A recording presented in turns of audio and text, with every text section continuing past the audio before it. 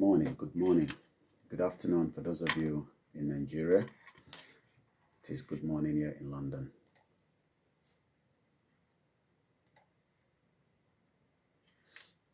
Something is going on again here. I'm not sure what it is. I might have to restart the whole system again. Just have a walking. Good morning, everybody, and welcome once again. Good afternoon if you're watching from Nigeria.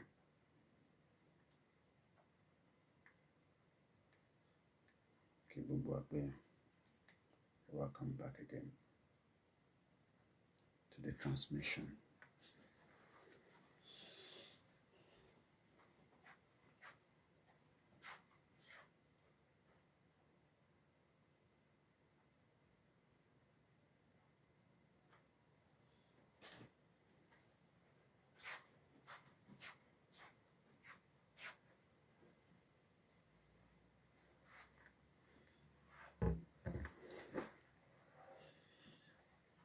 I have to restart the system, so that's why we are still waiting.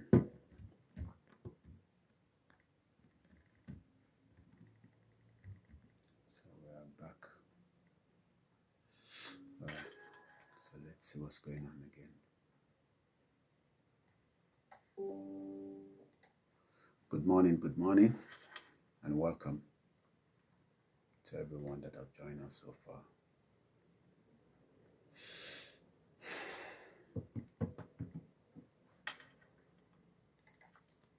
Good morning, everyone. Good morning.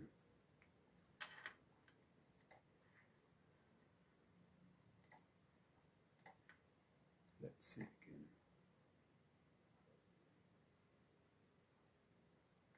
Why is my sound not coming out?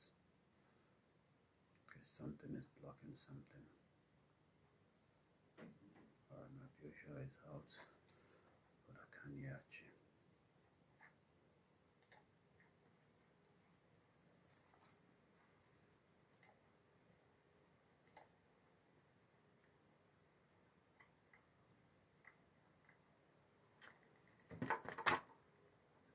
Reliable and trustworthy. You are listening to STARR Radio Morning Show.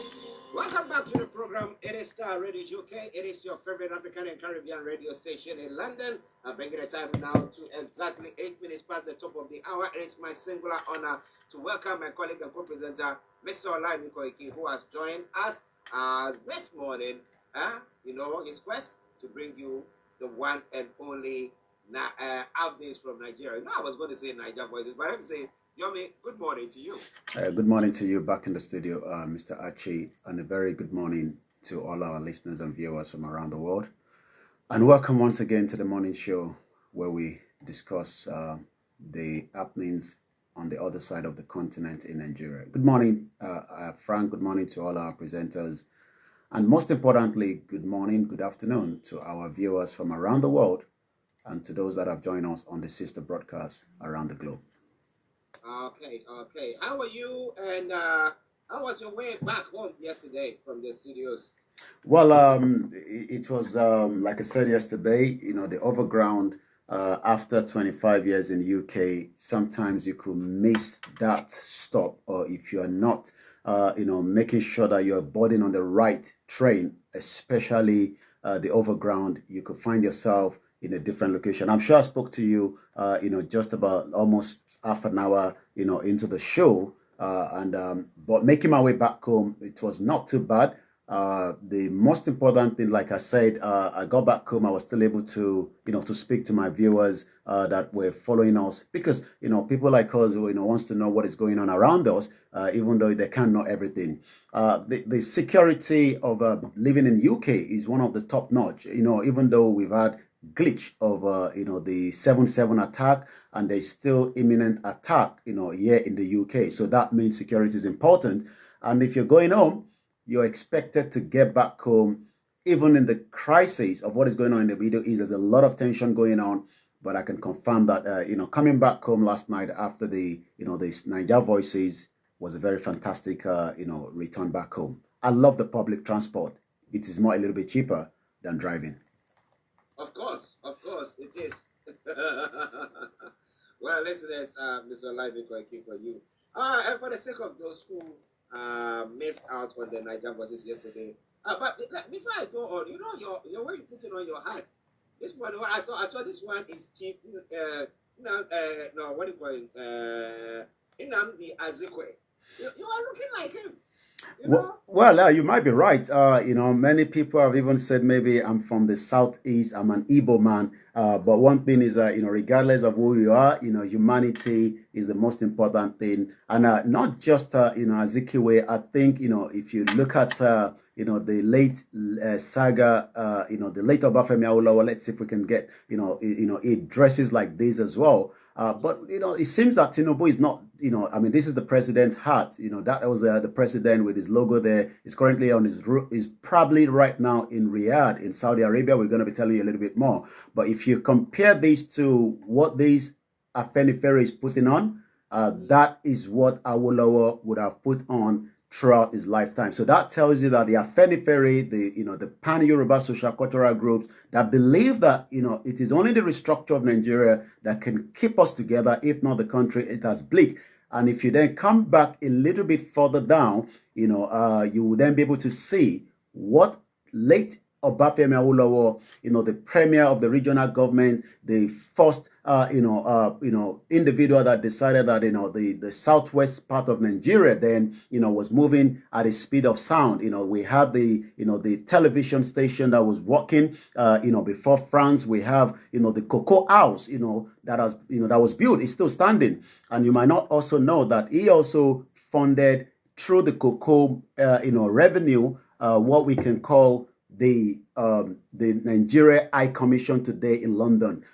That also created free education, but it seems that after the military took over, almost everything he worked hard for with his cabinet as at the time have now been destroyed or been moved into what we can now call the federal government. And that also involves, the radio station that was put out. It is now known as the NTA and so many other things. In 1982, literally the southwest part of Nigeria was moving much more faster than South Korea. It seems now that everything has shattered and we are now back to square one. Well, listeners, back to square one.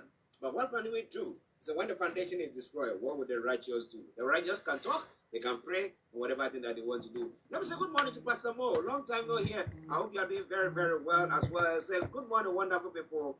Well done, and God be with you all. And God be with you too, our pastor. All right then, let's start reading. Okay, Mr. Olaibi Koiki.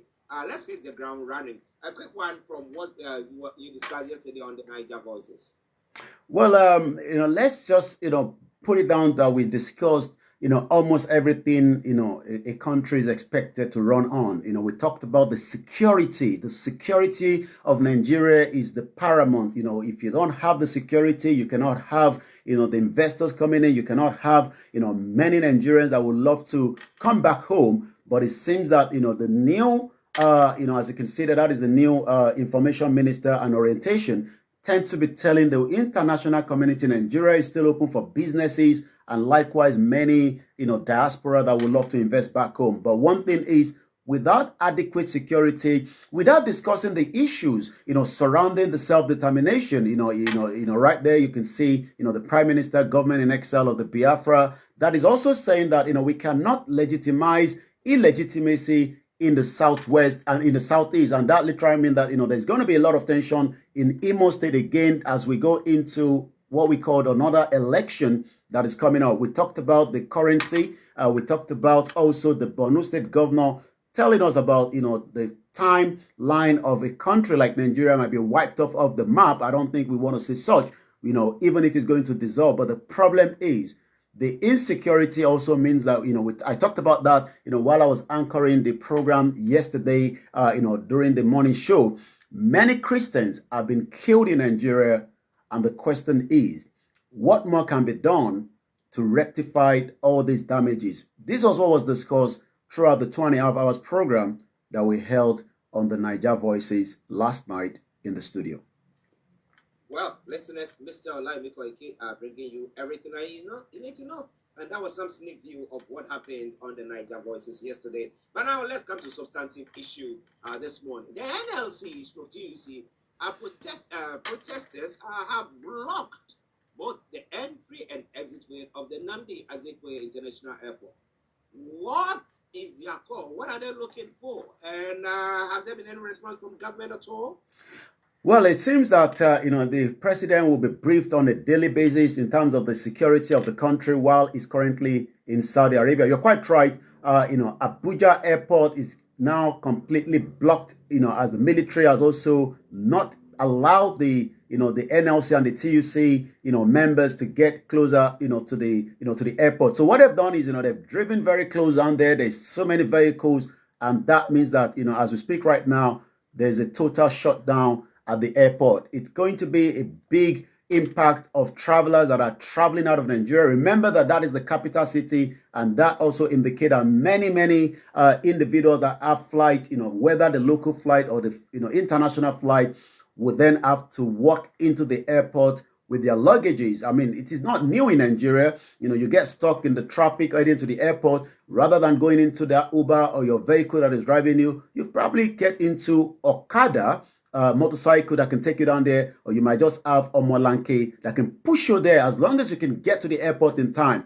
So what we are witnessing is there's always been, the NLC saying that there's going to be strike, there's going to be protest, but the protest is part of what they call a series of actions that the two labor centers says they will zero in on again Imo State following the attack of the NLC president Joe Ajaro at Imo State some few weeks back.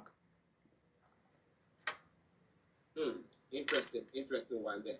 Well, let's see whether the government will heed to their calls, and let's see what happens out of that. But it's all coming away from STARR Radio UK. It is your favorite African and Caribbean radio station in London. Moving on to some of the other stories making the rounds this morning as well. Don't you worry, you can see Mr. Olaimiko Ike, and that is good enough, right? Yes. Okay. Now, Tinubu stops electricity tariff hike, insists on subsidy. And then let me add this one to it. Obi falls Tinubu's 2.17 trillion supplementary budget. Now, is that supplementary budget for the electricity tariff subsidy that he's talking about? What exactly? Can you throw more light on that, please? Well, you're quite right. This is what we expect. Opposition must be ready to put, the government in place, and keep them on the toes. As much as the election is completed, there is now a government running. Peter Obi knocks Tinubu's wasteful supplementary budget. Again, admits suffering by the Nigerians.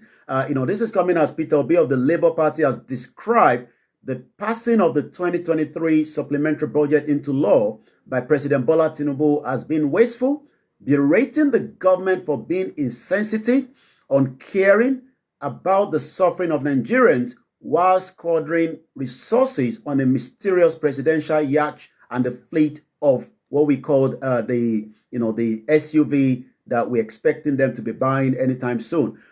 Then coming back to the next headline, electricity is very, very important.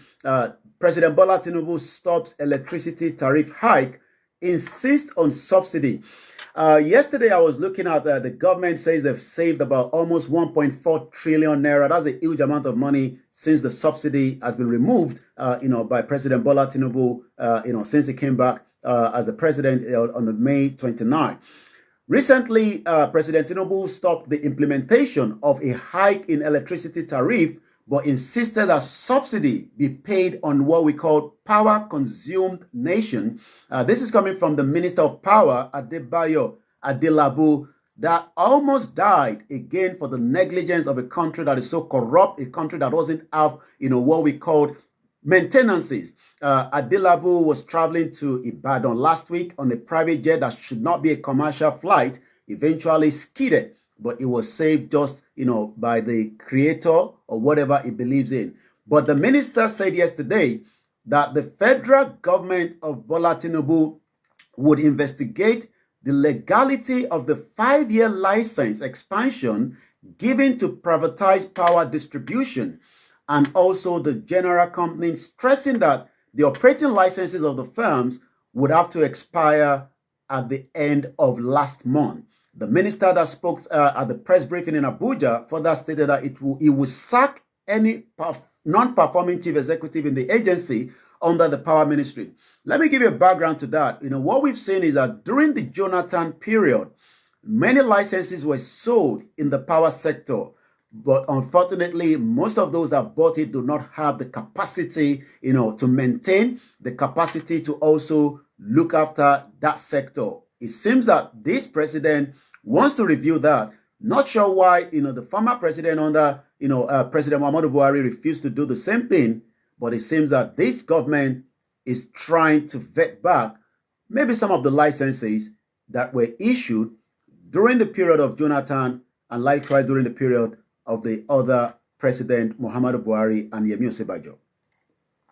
Well, is that what they intend doing? Well, if that is what they intend to do, we'll find out pretty soon. It's just a matter of time. So I was trying to say that Peter Obi has taken a place in the House of Representatives, or as the substantive opponents of or what do you call them in the House the opposition. In the House of opposition party in the House of Representatives. Is that what they've done? Well, they haven't got much. I believe they have maybe one or two Labour Party candidates as the Senate, and probably one or two or three as well in the House. So, the numbers is not that much, but again, he's still an opposition because he contested for the president. He lost, according to the, the voters. They went down to the Supreme Court. The Supreme Court says, they could not, still bring back Peter Obi as the president. So all he can do right now is to, cross-check what the present administration is saying. Unlike Peter Obi, criticism comes shortly after the 2023 supplementary appropriation bill to the tune of 2.17 trillion that was passed into law just yesterday. No item of urgent social welfare has yet featured in this supplementary budget being orchestrated by this government. Instead, the item being made to dominant public disclosure on the budget include the mysterious presidential yacht,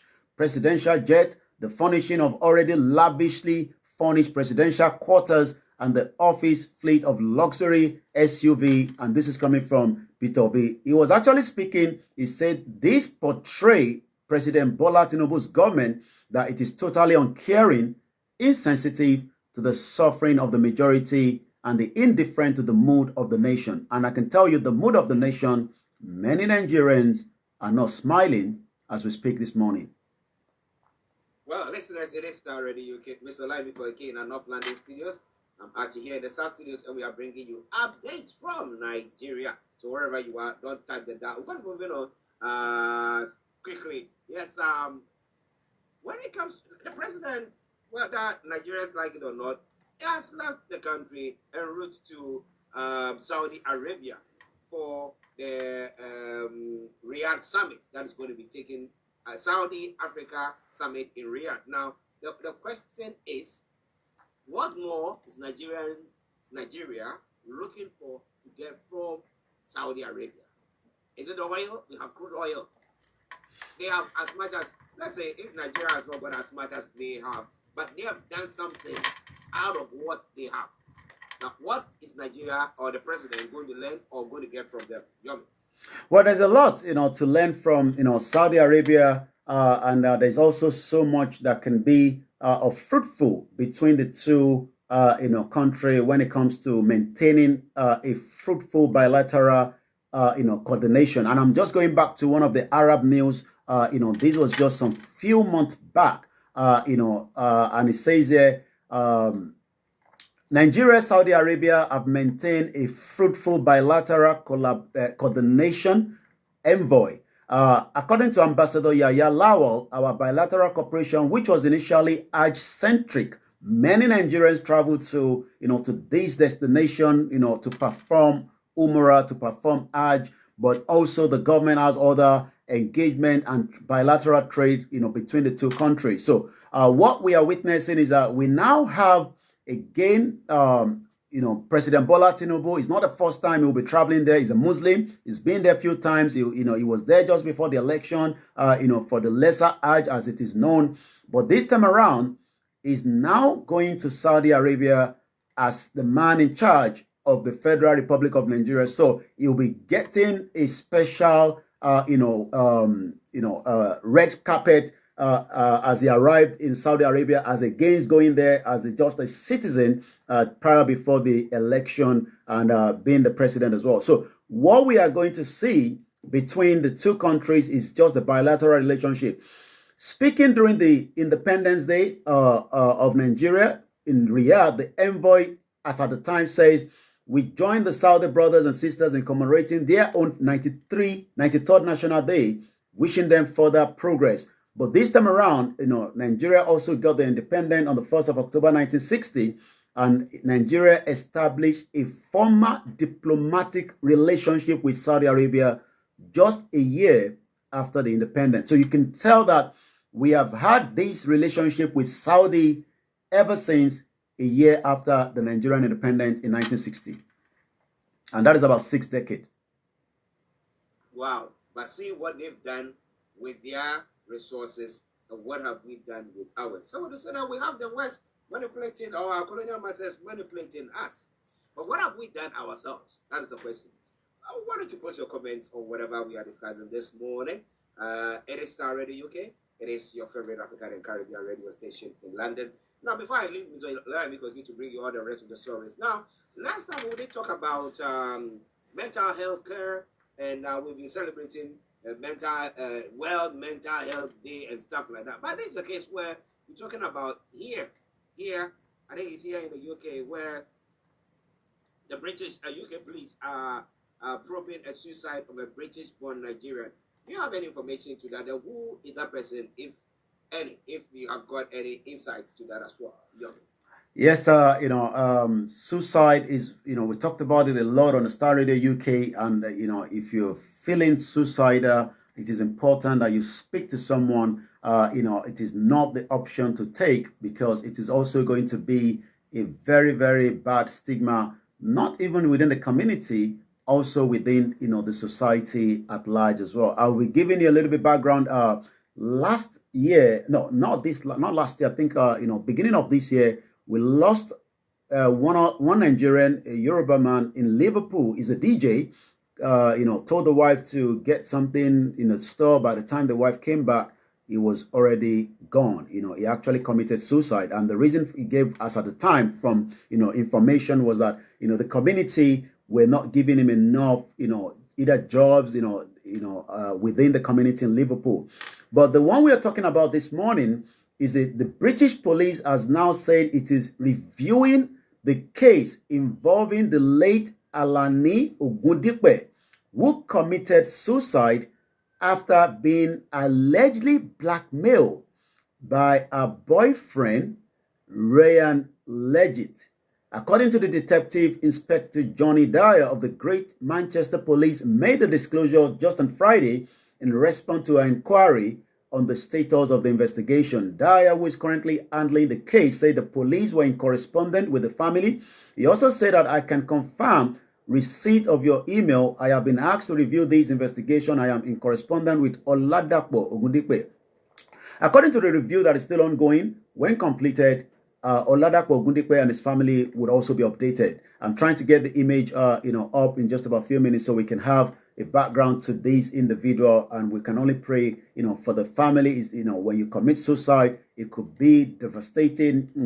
It could have a lot of impact, like I said, in the community and friends and family, both in Nigeria and as well right in UK. This incident happened after Leggett allegedly broke into a phone, copied a document, and threatening to reveal her private information to the public.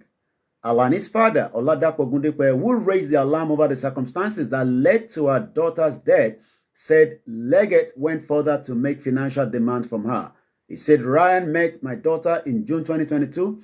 Less than a month into the relationship, he already said he wanted to marry her and took her to his mother. As the director of my company, we plan to send her £100,000. meant for a particular investment in UK. When Ryan Wyapps knew about this, he started asking for a bank statement, but on the 13th of May started shouting at her. After she refused to give it to him, he waited till May 28, 2023, after he had found out that her passport was required for his money to be sent.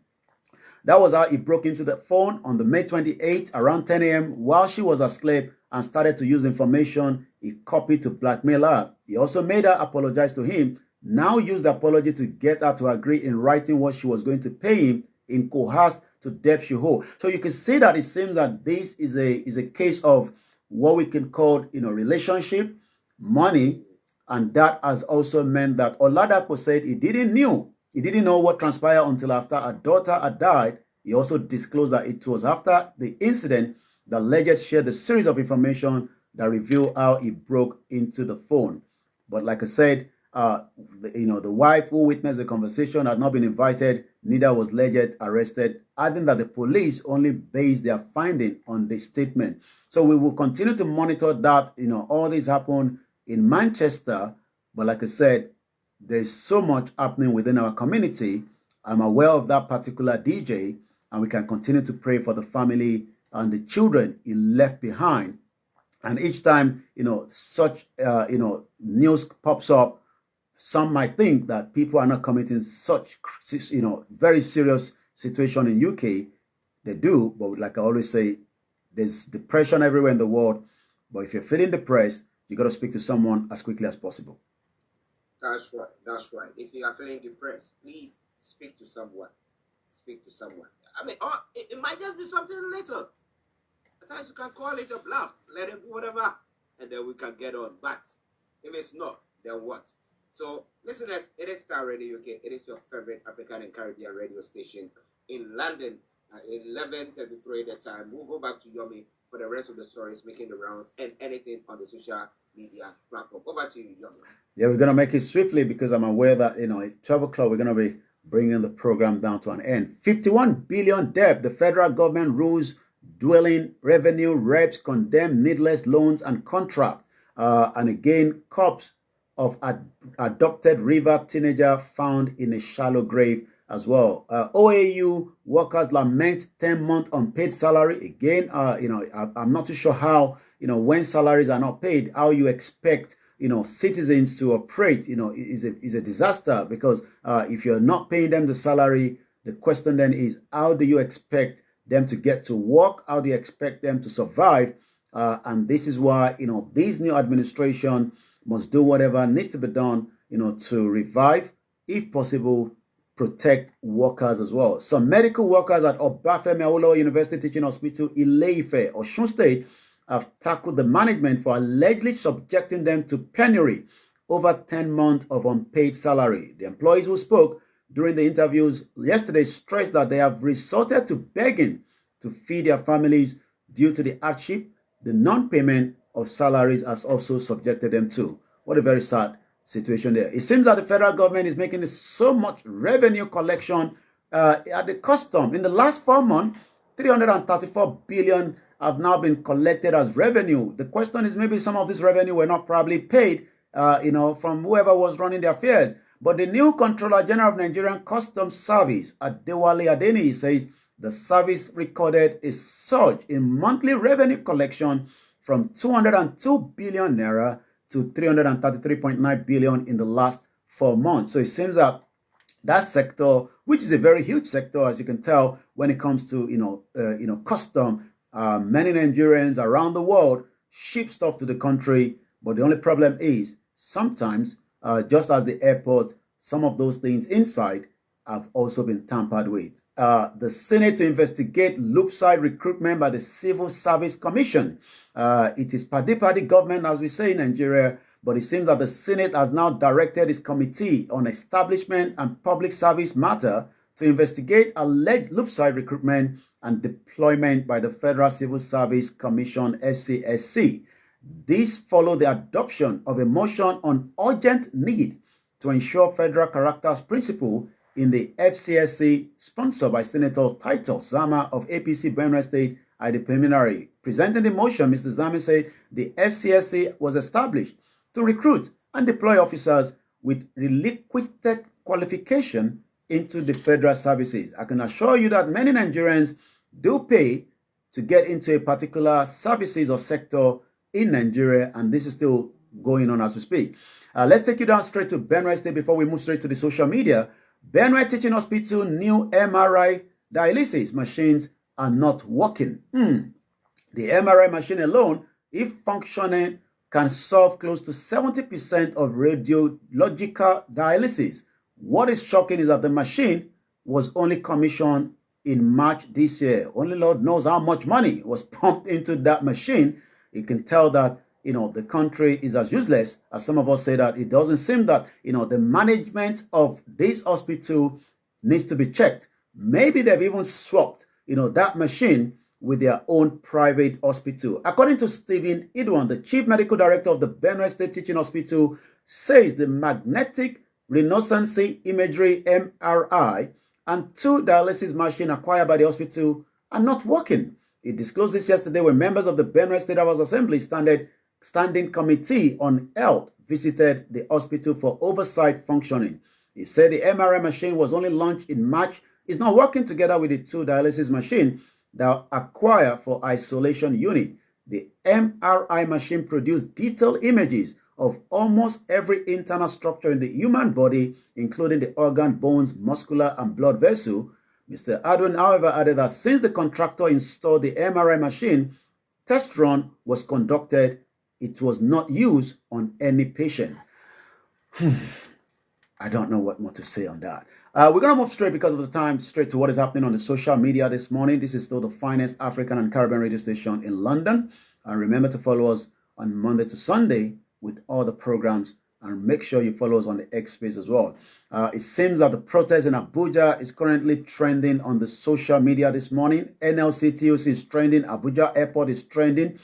Ashake is trending. Bello Matawali is trending. And I can talk about Bello Matawali, a former governor in Nigeria, but also, according to the report, Zamfara State government have now presented documents revealing how Bello Matawali not only blew over 1 billion naira for abandoned catering rest house, the immediate past administration of the former governor was also buying vehicles for what they call bandits, but there's nothing known as bandits. These are Fulani terrorists that are promoting, terrorism across Nigeria. Another headline says how Bello Matawali squander over 1 billion naira for abandoned hotel service center. You can tell the wastage that is happening around these as well.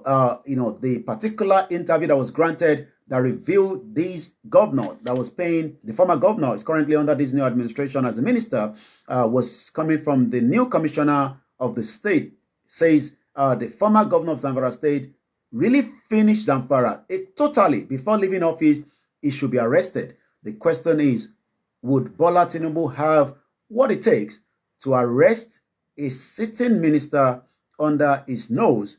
I am not too sure corruption is going anywhere near in Nigeria yet. That is how far we can go. But like I said, if you're traveling out of Abuja this morning or maybe tomorrow, you might want to put extra time ahead now, because nobody knows what is happening there. But again, somebody says under the comment section, what concern FCT with Ajaro fight in Imo State?